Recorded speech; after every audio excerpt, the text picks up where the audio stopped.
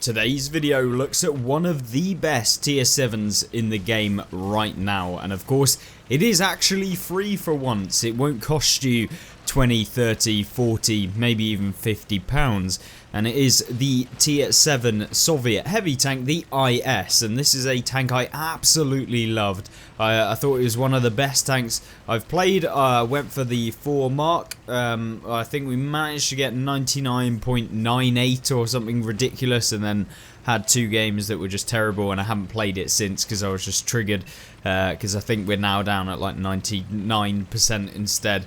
But at this point, really happy with how we played in the IS. We've been doing really well in it. I mean, these couple of games that we're showcasing today are a testament to that, and of course to the tank itself, since this is of course a heavy tank, not supposed to have high damage per minute, not probably supposed to have the highest damage that you'll see in World of Tanks, but you know, you're seeing it in these games, and that's because this tank is very powerful. It's also very fast as well, so you have a bit of speed when it comes to the IS. You are not a slow heavy. Now we're poking kind of dangerously here. I know that there could be some TDs in the back, but there are only 2 of them, and I'm kind of just sitting and playing this middle area since we can kind of farm these boys up. Now, I have got quite a few premium rounds. That is because if you do want to be the most competitive, if you want to get to the top when you are trying to go for marks of excellence, obviously if you don't fire premium, you are just flat out worse. I'm sorry to say it, you literally are, especially in a tank like this where you're fighting up against higher tier vehicles, because you aren't tier 10. You know, at tier 10 it might be a different story, where you know your penetration is more well-rounded to the tier. Obviously don't get that at tier 7, you can play up against tier 9s, and standard rounds on the IS are just blatantly not good enough for those sorts of games. Now you can see me here going for the Tiger 2's turret, don't manage to pen. Absolutely fine.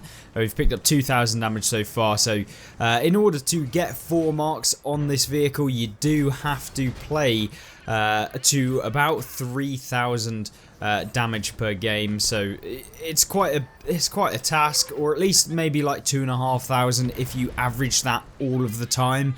But if you want to go up by any substantial margin, you have to have games where you're doing 4-5k damage in a game, or where you're able to pick up 4 or 5k combined damage in a game from tracking or whatever it might be. But getting the amount of damage like you're seeing here, 2.5k, will basically get you up by 0.01% or something ridiculous, so you don't really go up if you do have that. But here we're trying to go for the Trinity. Unfortunately don't manage to pen, but this is a really nice position if you are playing something and you find yourself not up against a ton of tank destroyers, because everyone knows about mines if you play the center, and of course if there's people on the opposite side of the rock here, which the enemy team didn't seem to do in this game, which is absolutely fine. We're kind of like that, but we're able to still really dominate in this position. There's not a lot they can do. You can also get shots on people like the Tiger 1 over here. Now, we didn't have to expose ourselves that much, and we didn't have to lose our hit points there, since we could have pulled further back with the rock in between me and the T29, which is probably in hindsight the play that I would have gone with. But yeah, I mean, we still picked up some damage on the Tiger, and I guess it's better than nothing at all. We managed to finish off the T29, probably going to have gone back to the same spot, so why not go for the blind fire? Not like we're going to run out of rounds or anything in this game. It doesn't seem like it's going to go on for too much longer, but having done 3,265 damage, I'm really now trying to maximize this game, get as much as possible, and hopefully we can come away with a win. Now you're seeing me kind of YOLO down after the Goronich, managed to pick him up with 1 shell, and of course now coming from behind him, we get round the flat side, and then we actually aim and we plow one into the side of him. Now the IS has 390 alpha, so very good in that regard, so really nice to see. But at this point I'm thinking, you know what, the majority of the enemy tanks are over by the cap circle, or their cap circle. And then we've also got this one medium tank that's playing in G4 as well. So we decide it's time to push up. Now I know that I get spotted, and there you go, the pesky little light tank. And yeah, I wasn't surprised when it found out that it was indeed the light tank. But at this point now, we've really got to get rid of the Trinity. He's probably the main concern when you push over this side, so kind of like reverse side scraping here. Not particularly the best idea, but at least we get a free shell of damage pre-aiming the Trinity as he poked. Now, I'd try and go again, but for some reason the YOLO wagon of a striker decides he's going to try and YOLO me. Of course, worked very, very well, and of course get sent back to the garage. And we're not going to complain too much. Now, I know that the Trinity is probably pre-aiming, so I don't want to actually just YOLO up, but we do see the Tiger. We try and get a shell on him, and somehow, very luckily, we do actually manage to hit him. But it is a bit of a difficult scenario here, because the Trinity does not have the easiest armor to pen, and we have only got 400 hit points now left. He manages to pen us. The IS doesn't have armor really. I mean, it may be able to bounce tier 5 and 6 vehicles, maybe, but of course it does have a lower plate. It does have fairly flat frontal armor. It also doesn't really get that much of a turret, since you can be penned in that big cupola. Now, unfortunately for us, the gun depression of the IS coming in to kind of ruin the day. But we try and go for that turret cupola. It doesn't manage to hit, which is kind of unfortunate, but at this point it's just a case of kind of calming down, trying to figure out what the best play is. Of course, with the GW Tiger P out and about, you never know. He might be able to get a shell into him, doesn't manage to do it, but we go again, once again, after the Trinity. But with both the LTTB and the Trinity still left alive, there is a bit of room where maybe if they both hit me at the same time, I'm going to get taken out. But I'm hoping that the tank destroyer that's pushing up to try and deal with the Trinity will do, and we'll be able to deal with both of them.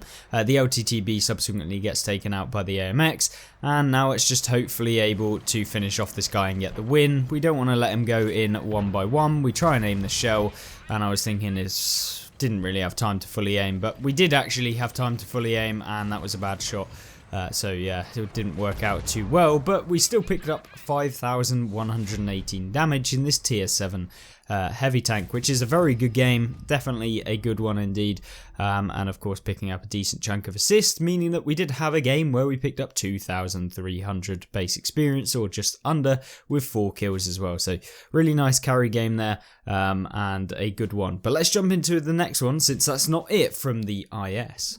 So what about the next map, Rezanai? Well, this is a map that doesn't usually get showcased on the channel, especially not in a kind of...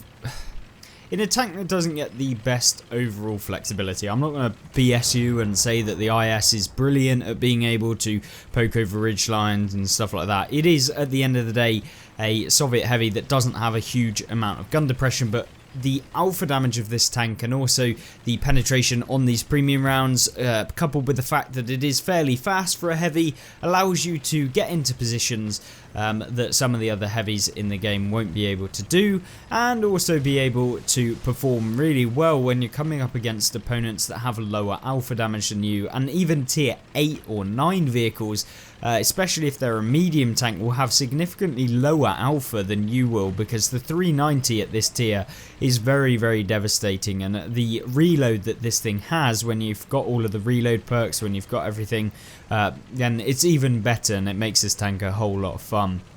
And that's really what I found when playing it. I mean, I've played it a lot at this point.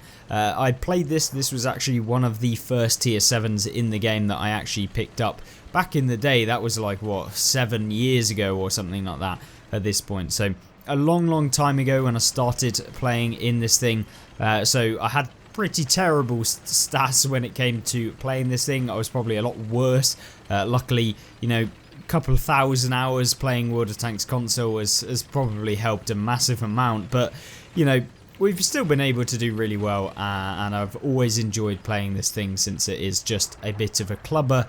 But the key thing that I always enjoy most about playing the IS is the fact that you just feel so dominant. And I mean, if you're interested in finding yourself a tank that is able to carry games for you rather than you having to constantly worry about carrying, and you find yourself in this vehicle just feeling dominant over a lot of tanks, especially lower tier vehicles. Like, it is horrible for lower tier vehicles to come up against the IS. I'm not going to call it broken. This tank is not broken. It's not overpowered. It is a very good combination of things within the game. Obviously, it has its flaws. It's not the fastest. It doesn't have the best accuracy. It doesn't have amazing penetration on the standard rounds. And of course, it doesn't have the biggest flexibility. But if you remove all of those and you play the tank how it's supposed to be played, then this is an amazing tank in general. Now, you can see one of the most broken tier 6 vehicles in the game right there, the Hellcat 105, deciding he's just going to roll up on the T-34.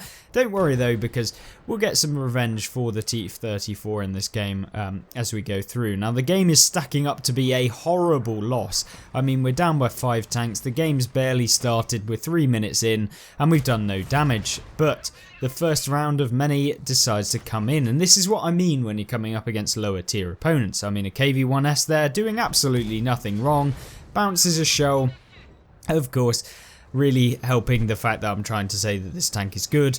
But you're seeing now, here is the tier 5 vehicles, and when you can literally take 60% of their hit points off of the heavies at tier 5, it is very devastating. I mean, 2 rounds there, taking a full health tier 5 out of the game. And it's not like you can only do that once. I mean, look here, the KV-1S, we've hit him again, or at least hit him. And there you go, another decent amount of hit points removed from him.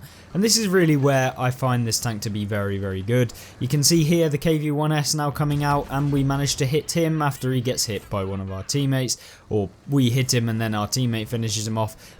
Either way, really easy to pen these things, and when you are at the top tier, this thing is just an annihilator of any vehicle that you come up against. And obviously the key thing about this tank is you want to be trading with it. Of course, yeah, that is the same for most tanks. You don't want to be taking any damage in return, but if you do kind of utilize that to the best of your ability, where you're trading with tanks that have no chance of being able to damage you, it's so much nicer, and it means you don't have to poke out anywhere near as much since you have that higher alpha. You can see here, going after the Achilles, of course, luck being on our side, managing to set him on fire and pick up 3,000 damage so far. Can we get the final shot in him? Yes, of course we can. And there you go, 3,144 damage and 4 kills. Brilliant work so far, but we don't want to lose to cap, so I make my way trundling on back to the cap circle. Not necessarily too bad to be able to get back with 35 kilometers an hour, 30 to 35. You could potentially boost it up, but I find this build is usually the better kind of build that we take. Luckily, the VKD that was behind us actually gets hit. You're seeing me here. I do stop to aim at this guy since I want to get him out. I don't really want to get hit from behind by the Panzer 3K there, because, you know, it's just another tank that could take us out.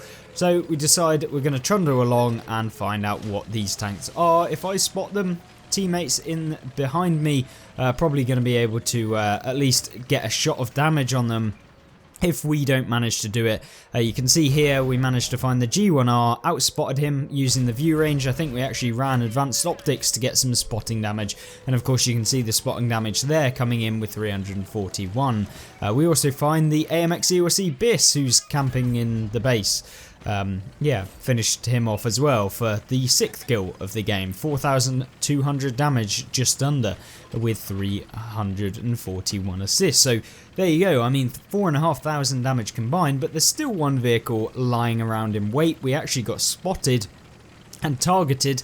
Targeted being that the tank on the enemy team, of course there's only one on the game, was actually looking at us. So in order to look at us, he would have had to be somewhere close to where we are right now, and therefore my thought process is, if my team are behind me and over to the left or over to the right, then the tank is probably not over there that he would have got spotted. So my guess is that the player would be over to here.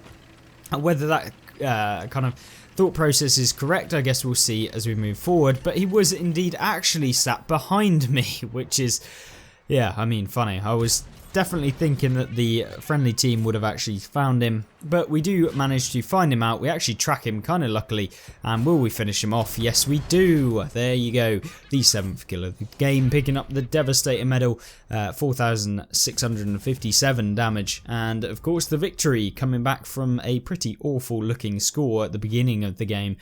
to over 4,000 damage, and you could see there we were at 99.4% at this time in the recording. But yeah, really good game.